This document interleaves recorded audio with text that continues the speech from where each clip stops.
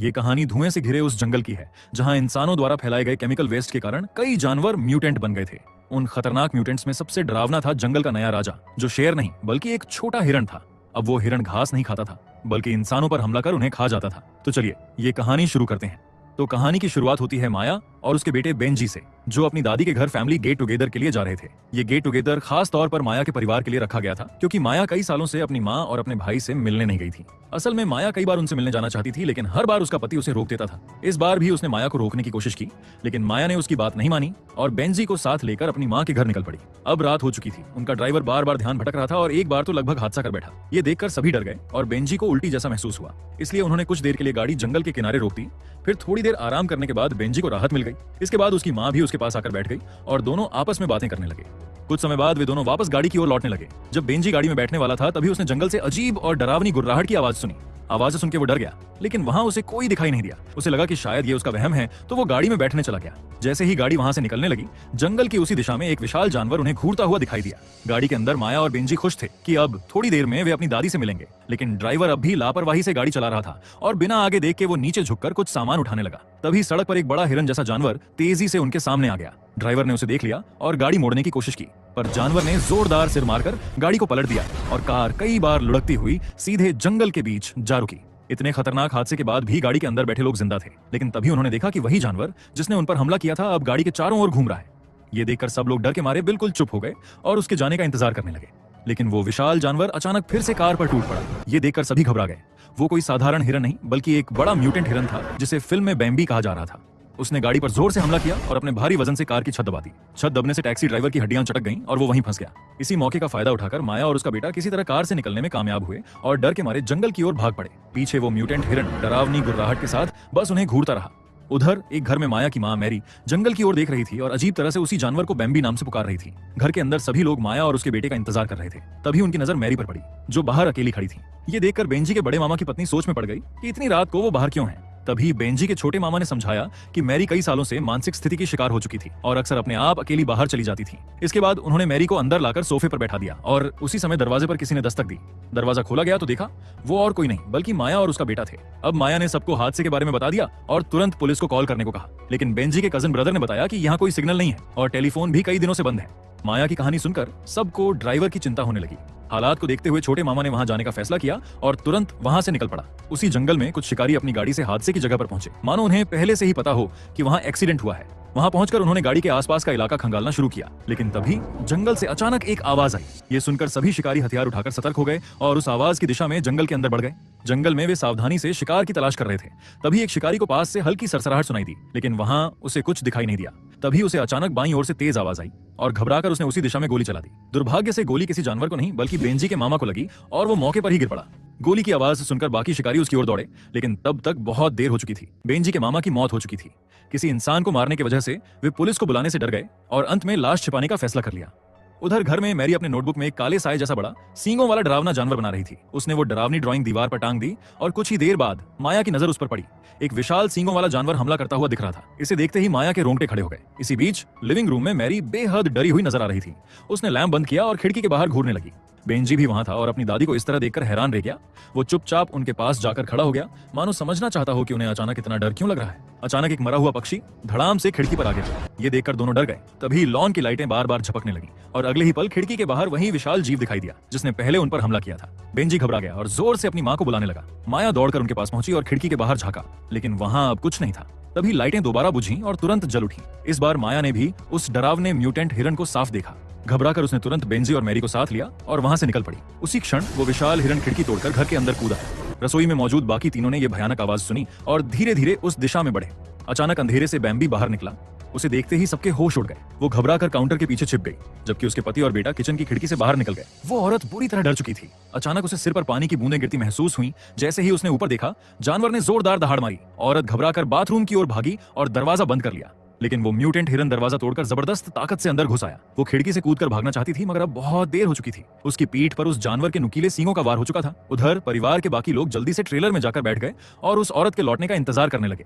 तभी उन्होंने देखा कि वो औरत उनकी तरफ भाग रही है, लेकिन उसके पीछे बैम्बी भी दौड़ता आ रहा था। अगले ही पल वो म्यूटेंट हिरन उस पर टूट पड़ा और अपने विशाल नुकीले सींगों से उसे बीच से चीर दिया। ये खौफनाक दृश्य देखकर पूरा परिवार दहशत में जम गया, लेकिन उन्होंने हिम्मत जुटाई। खुद को संभाला और ट्रेलर का इंजन स्टार्ट कर दिया। वे तुरंत वहां से भाग निकले, मगर म्यूटेंट हिरन भी उनके पीछे दौड़ पड़ा। अब हालात और भी खतरनाक हो चुके थे। बेम्बी ट्रेलर के पास पहुंचकर उस पर हमला करने लगा, गाड़ी को सड़क से हटाने और पलटाने की कोशिश करता रहा, लेकिन आखिरी समय में बेंजी के मामा ने गाड़ी की रफ्तार बढ़ाई और किसी तरह सबको उस भयानक जानवर से सुरक्षित दूर ले गया। इसी बीच वही शिकारी भी उनके घर पहुंच चुके थे। वहां उन्होंने उस औरत की लाश देखी, लेकिन उनके चेहरे पर कोई हैरानी नहीं थी, मानो उन्हें पहले से ही पता हो कि उसे किसने मारा है। उधर भागते हुए परिवार ने थोड़ी राहत की सांस ली, लेकिन कुछ ही देर बाद उन्हें गाड़ी रोकनी पड़ी, क्योंकि रास्ते में एक बड़ा पेड़ गिरा हुआ मिला। सभी लोग कार से उतरकर हालात देखने लगे। बेंजी अपनी दादी से अपने पिता के बारे में बात कर रहा था, तभी उसे जमीन पर एक फ्लेयर पड़ा मिला और उसे अपने पास रख लिया। इसके बाद बेंजी ड्राइवर सीट पर बैठा था, जबकि मामा रस्सी से पेड़ हटाने की तैयारी करने लगे। तभी बेंजी ने अचानक रोड से आती अजीब सी आवाज सुनी और सामने देखा तो वही भयानक म्यूटेंट हिरन खड़ा था। घबराहट में उसने जोर से गाड़ी का एक्सीलरेटर दबा दिया। गाड़ी झटके से आगे बढ़ी और रस्सी मामा के पैर में फंस गई, जिसे वो घसीटता चला गया। उसका कजन भाई भी वहीं छूट गया था। उधर म्यूटेंट हिरन ट्रेलर को बिना छुए सीधे कजन भाई की ओर बढ़ा। उसने डरावने जीव को आते देखा और घबराकर जंगल में भागा, फिर एक पेड़ के पीछे छिप गया। लेकिन ये भी काफी नहीं था, क्योंकि जानवर ने उसकी गंध पकड़ ली थी और धीरे धीरे उसकी ओर बढ़ने लगा था। ये देख वो फिर से वहां से भागा और सीधे जानवर की गंदगी में गिर पड़ा। बेम्बी अब उसके पास पहुंच गया और उसके चेहरे तक सूंघने लगा। तभी दूर से हिरनों की आवाज आई। ये सुनकर म्यूटेंट हिरन तुरंत उस आवाज की ओर भाग पड़ा। दूसरी तरफ पेट्रोल खत्म होने की वजह से गाड़ी रुक गई। माँ और बेटे गाड़ी से बाहर आए। तभी उनकी नजर ट्रेलर पर बंधे मामा पर पड़ी, जो अब इस दुनिया में नहीं था। बेंजी भी मामा को देखने आया। तब माया को एहसास हुआ कि उसकी माँ ट्रेलर में अकेली रह गई है। वे दोनों तुरंत ट्रेलर की ओर बढ़े, लेकिन वहां मैरी मौजूद नहीं थी। तभी उन्होंने मैरी को जंगल की ओर जाते हुए देखा और उसकी ओर दौड़ पड़े। उधर भाई मोबाइल सिग्नल ढूंढ रहा था। तभी उसे टहनियों के टूटने की आवाज सुनाई दी। जब उसने उस दिशा में देखा तो वहां केवल एक छोटा सा खरगोश बाहर निकला। गुस्से में उसने उस छोटे जानवर को लात मार दी। तभी और म्यूटेंट खरगोश आए और डरावनी गुर्राहट करने लगे। ये भी म्यूटेंट थे और चालाकी से भाई को पास ही पड़े बियर ट्रैप की ओर ले गए। भाई भी पीछे पीछे गया, फिसल कर गिर पड़ा और उसका सिर ट्रैप में फंस गया। कुछ ही सेकंड में छोटे छोटे म्यूटेंट खरगोश उस पर टूट पड़े और उसे खाने लगे। पास के पेड़ पर लगे कैमरे में ये खौफनाक नजारा कैद हो गया। इस बीच मैरी अंधेरे में आगे बढ़ रही थी और एक जगह रुककर गुनगुनाने लगी। माया ने बेंजी को वहां रुकने को कहा और खुद अपनी माँ के पास गई। मैरी ने उसे बताया कि उसे चारों ओर मौत की उपस्थिति महसूस हो रही है। तभी बेंजी ने फ्लेयर जलाया और उस उजाले में माया ने देखा कि उनके चारों ओर इंसानी कंकाल और ताजा लाशों के अवशेष बिखरे पड़े थे। जैसे ही रोशनी बुझी, उन्हें पास से कोई आवाज सुनाई दी। धुंध और अंधेरे में बेंजी ने वही विशाल म्यूटेंट जानवर उन्हें घूरते हुए देखा। जानवर के डरावने गुर्राने पर परिवार वहां से जान बचाकर भागने लगा। किस्मत से वे सड़क तक पहुंच गए और वहां उन्होंने एक गाड़ी आती हुई देखी। गाड़ी में वही शिकारी मौजूद थे। शिकारी के लीडर ने बोला कि वे उन्हें उनके घर ले जाएंगे, जहां से पुलिस को बुलाया जा सकेगा। लेकिन माया को यह नहीं पता था कि ये शिकारी उसी खतरनाक म्यूटेंट हिरन बेम्बी को फंसाने का जाल बिछा रहे थे। इसके बाद वे जंगल में एक शेड के पास पहुंचे। जैसे ही सभी लोग गाड़ी से उतरे, शेड के एक कोने से आवाज आई। ये सुनकर लीडर ने अपनी बंदूक उठा ली और बाहर किसी को आने के लिए कहा। जब आदमी बाहर आया तो बेंजी ने देखा कि वो उसका बाप था। माया थोड़ी देर के लिए हैरान रह गई, क्योंकि उसे ये नहीं पता था कि उसका पति हर बार बिजनेस ट्रिप का बहाना बनाकर इन शिकारी गैंग के साथ काम करता था। कुछ ही मिनटों बाद पति ने माया से बात शुरू की और गुस्से में उसे डांटा कि इतने बार मना करने के बावजूद वो उसकी माँ के घर क्यों चली गई थी। माया ने भी सवाल उठाया कि वो हर बार बिजनेस का बहाना बनाकर यहाँ क्यों आता है। ये बहस बेंजी ने सुनी और अपने माँ बाप की स्थिति देखकर दुखी हो गया। गुस्से और मायूसी में वो घर से बाहर चला गया। बाहर वो जंगल की ओर गया। तभी उसे हिरन की गुर्राहटें सुनाई दी। वो आवाजों का पीछा करते हुए एक जगह पहुंचा, जहां उसने देखा कि दो शिकारी एक हिरन के बच्चे को पिंजरे में ले जा रहे हैं। घर के अंदर माया ऑपरेटिव रूम में गई और सीधे फोन उठाकर पुलिस को कॉल करने लगी, लेकिन लीडर ने उस पर बंदूक तान दी और उसे फोन करने से रोक दिया। ये देखकर माया ने अपने पति की ओर देखा, लेकिन उसने उसे नजरें चुरा ली। तभी माया की नजर कंप्यूटर स्क्रीन पर पड़ी, जिस पर कई भयानक और मॉडिफाइड जानवर दिखाई दे रहे थे। उसने उनसे पूछा कि असल में यहाँ क्या चल रहा है। लीडर ने बताया कि वे क्लीन अप ग्रुप हैं, जो म्यूटेंट जानवरों को पकड़कर ब्लैक मार्केट में बेचते हैं। अब माया अपने पति पर और भी ज्यादा गुस्सा हो गई थी, क्योंकि उसी की वजह से उनका बेटा अब इस खतरे में था। वो सीधे मैरी के पास गई, लेकिन वहां बेंजी मौजूद नहीं था। माया डर गई और उसे ढूंढने बाहर चली गई। उधर बेंजी दो शिकारी का पीछा करने लगा। वे छोटे पिंजरे में बंद जानवर को डराकर नियंत्रित कर रहे थे। तभी उनमें से एक साथी बाहर मूतने चला गया। जैसे ही वो जंगल में अकेला हुआ, उसे लगा कि उसने कुछ देखा और रेडियो पकड़कर अपने दोस्त को बुलाने ही वाला था कि अचानक वही भयानक म्यूटेंट जीव उसके पास आकर हमला कर देता है और उसका सिर फाड़ देता है। जंगल में उसका साथी अपना दोस्त का इंतजार करके थक गया था। उसने रेडियो से संपर्क करने की कोशिश की, लेकिन कोई जवाब नहीं मिला, इसलिए वो उसे देखने जंगल में गया। इसी बीच बेंजी पिंजरे के पास जाकर छोटे हिरन को बाहर निकाल रहा था। थोड़ी दूर चलने पर शिकारी ने अपने दोस्त का काटा हुआ लाश देखा। ये देखकर वो घबरा गया और दूसरों को बुलाने की कोशिश करने लगा। तभी विशाल म्यूटेंट हिरन बेम्बी थोड़ी दूरी पर शिकार की मुद्रा में सामने आ गया। उधर ऑपरेटिव रूम में असिस्टेंट ने कैमरों के जरिए देखा कि बेंजी जानवर को पिंजरे से बाहर निकाल रहा था। उसने ये सूचना तुरंत अपने लीडर को दी। गुस्से में लीडर बंदूक लेकर बाहर निकल गया। उसी समय असिस्टेंट ने देखा कि बेम्बी एक शिकारी का पीछा कर रहा था। उधर शिकारी भागते हुए शेड के पास पड़ी गाड़ी तक पहुंच गया। जैसे ही उसने गाड़ी स्टार्ट करने की कोशिश की, जानवर ने गाड़ी की खिड़की तोड़ दी और उसे पकड़ने लगा। शिकारी दूसरी तरफ से बाहर निकलने की कोशिश करता है, लेकिन म्यूटेंट हिरन फटाक से उसके सामने आकर उसे रोक देता है और उसका सिर उखाड़ देता है। इसी बीच लीडर ने अपनी असिस्टेंट को रेडियो से बुलाया, लेकिन वो जवाब देने के बजाय अपना सामान पैक कर रही थी और वहां से जाने लगी। तभी उसने बैम्बी को आते हुए देख लिया। लेडी मैरी भी लिविंग रूम में थी और उन्होंने देखा कि विशाल म्यूटेंट जानवर कमरे में घुस रहा है और निगलने के इरादे से उनके पास बढ़ रहा था। लेकिन तभी जानवर को साइड से कोई आवाज सुनाई दी और वो उस तरफ मुड़ गया।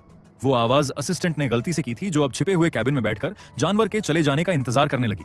लेकिन अचानक वही म्यूटेंट दरवाजे पर हमला कर देता है। असिस्टेंट समझ गई कि जानवर जल्दी ही अंदर आ जाएगा। डर के मारे उसने कई गोलियां चलाई, लेकिन एक भी गोली जानवर को नहीं लगी। गलती से उसने पास रखे गैस कैनिस्टर पर गोली चला ली, जिससे जोरदार धमाका हुआ और आधा शेड पूरी तरह नष्ट हो गया। इसी बीच जंगल में लीडर ने बेंजी को ढूंढ लिया। तभी उसकी मां माया अपने पति के साथ वहां पहुंच गई। लीडर ने बेंजी से जानवर उसे सौंपने को कहा, लेकिन बेंजी ने जानवर को सौंपने से मना कर दिया।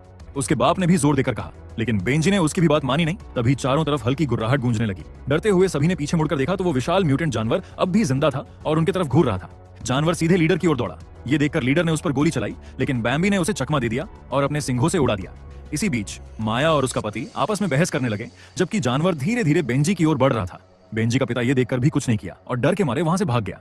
अब माया के पास कोई विकल्प नहीं था। उसने जानवर का ध्यान खुद पर खींचा और बेंजी से भागने को कहा, लेकिन बेंजी ने उसकी बात नहीं मानी और जानवर के सामने खड़ा हो गया। उसने अपनी मां से कहा कि वो उस छोटे हिरण को अकेला नहीं छोड़ेगा। तभी माया को समझ आया। उसने अपने बेटे से चुप रहने को कहा और खुद छोटे हिरण की ओर बढ़ गई। पहली बार उस दरिंदे जैसे हिरण ने अपने बच्चे को देखकर नरमी और अपनापन दिखाया। अब सब कुछ साफ हो गया। इस म्यूटेंट हिरण की सारी हिंसा इंसानों से बदला लेने के लिए नहीं, बल्कि अपने छोटे बच्चे को वापस पाने के लिए थी। असल में जब ये हिरण बहुत छोटा था, तभी शिकारी ने उसकी मां को मार दिया था। उसके बाद से जंगल की बेहतरीन कटाई शुरू हो गई और उसका रहने का ठिकाना छिन गया। परिवार के बाकी सदस्य एक एक कर हादसों में मरते गए और केमिकल से भर पानी पीने के कारण उसका शरीर धीरे धीरे राक्षसी रूप में बदल गया। यही वजह थी कि मासूम खरगोश भी अब खूंखार जानवरों जैसे बन गए थे। फिर भी इस मॉन्स्टर के अंदर कहीं ना कहीं उसकी मां का दिल अब भी जिंदा था। जब उसने अपने बच्चे को सुरक्षित देखा तो उसने फैसला किया कि माया और बेंजी को छोड़ देना चाहिए। इसी बीच लीडर, जो अभी जीवित था, उसने हिरण की टांग में गोली मारी और उसे गिरा दिया। वो गुस्से में लगातार गोली चलाता रहा, लेकिन तभी किसी ने उसे गोली मार दी और वो कोई नहीं बल्कि लेडी मैरी थी। को खुश हुई कि उसका पोता सुरक्षित है, लेकिन दुर्भाग्य से विशाल म्यूटेंट हिरण कई चोटों के कारण मर गया और उसका बच्चा अब इस दुनिया में अकेला रह गया। कहानी के आखिरी मोड़ पर बेंजी का बाप अपनी कार लेकर वहां से भाग रहा था। तभी उसने पीछे की सीट से कुछ आवाज सुनी और गाड़ी रोक दी। उसने बैक सीट देखी, लेकिन वहां कुछ नहीं मिला। जब उसने सामने मुड़कर देखा तो पाया कि म्यूटेंट खरगोश डैशबोर्ड पर बैठा था। बाप वहां से भागने की कोशिश करता है, लेकिन छोटे और खतरनाक जानवर के जोरदार हमले से हैरान रह जाता है और इसी के साथ ये मूवी यही खत्म होती है। अगर आपको एक्सप्लेनेशन अच्छा लगा हो तो वीडियो को लाइक और कमेंट जरूर करें। ऐसी ही और मजेदार और अनोखी कहानियों के लिए चैनल को सब्सक्राइब करना ना भूलें।